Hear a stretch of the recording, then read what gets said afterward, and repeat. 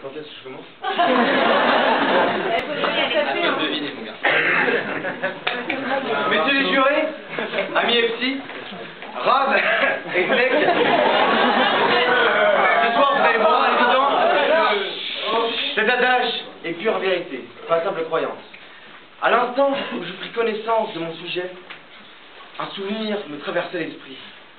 Le Cid, la réponse de Don Rodrigue au conte. Je suis jeune, il est vrai, mais aux âmes bien nées, la valeur n'attend point le nombre des années. Ah, cette belle soirée d'été, au théâtre du Marais, ce chef-d'œuvre de Corneille. Mais non, je me fous de votre gueule. Je suis petit, comme tous les petits, je défecte sur la littérature. Nous n'avons pas besoin d'être pédants en permanence. Nous n'avons pas pris la douteuse décision de se faire séquestrer pendant 2 ans dans une classe préparatoire. Ce blême serpent qui vous est néfaste socialement. Bon, trêve de blanc. Revenons à notre sujet. Âme bien née. Comment le définir? Éducation ou vertu naturelle? Et de surcroît, valeur, la valeur d'être humain. Comment la mesurer?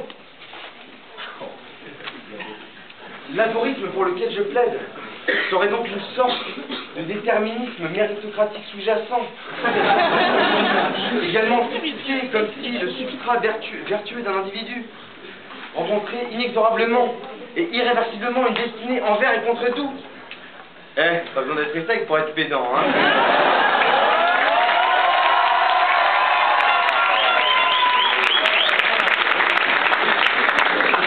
Bon, ce dont je parle se résume en fait à l'éternel débat entre nature et culture, entre inné et acquis. Bon, prenons pour débuter un contre-exemple. Tabula rasa, blank slate ou table rase en français.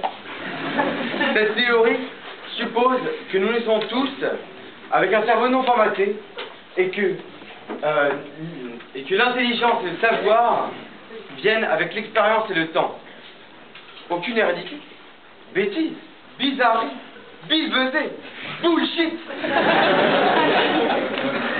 D'ailleurs, l'éminent psychologue, M. Pierre Bourdieu, ne nous a-t-il pas démontré, et par les faits, qu'il existe une reproduction sociale, d'où la notion d'héritier et de déshérité. Bon, si vous voulez, prenons un exemple tout à fait débile. Monsieur Siffredi, Rocco de son prénom, n'était-il pas conscient, et dès sa naissance, qu'il possédait un petit Jésus d'une taille arrogante? Venons-en maintenant à la théorie sérieuse, le paradigme héreditariste du mouvement eugéniste. Les fondements de cette théorie stipulent que les caractères et les attitudes humaines seraient déterminés par des gènes transmissibles. La preuve, et je remercie mes parents malheureusement, je suis alcoolique, avec un gros pif, de grosses desgourdes et 2 plus à l'epsie. Bon, vous vous dites peut-être que je suis un charlatan, mais néanmoins, de grandes personnalités, de remarquables personnalités, telles que Winston Churchill, il était soulard comme moi, et Charles Darwin étaient eux-mêmes eugénistes. Eux deux. C'est un peu plus, ouais. Ils seront mieux à attirer votre confiance que moi. Bon, force est de constater que ce ne sont que des théories. Pour mieux illustrer ces propos, je vais vous raconter une histoire.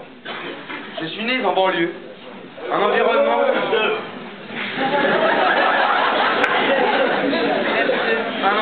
où les contrastes sociaux et intellectuels sont énormes.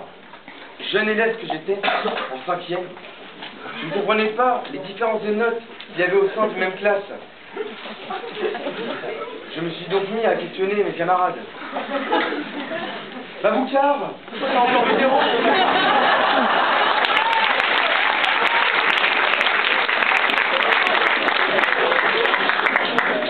C'est pas ma faute, toi, mais là, hop, comment tu, moi je comprends. Et tous me répondaient de la même façon, les uns en tant que les autres. C'était la faute de leurs parents. J'en suis donc venu ipso facto à cette conclusion. il existe non seulement une hérédité physique, mais également une hérédité intellectuelle.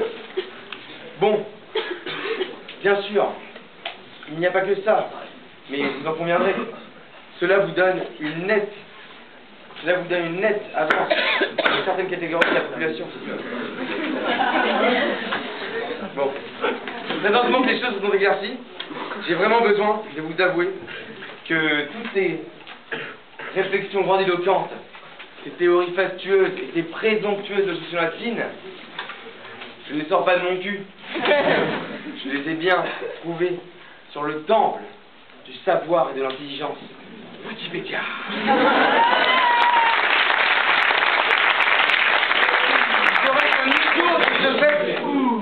C'est fort possible. Mais, comme tous les psys, mon intelligence innée me suffit à comprendre des sciences simplettes, telles que le marketing. Je n'ai pas eu besoin de 2 ans de prépa pour entrer à cette école. Acta et Fabula, la pièce est jouée. Je vous remercie de m'avoir supporté.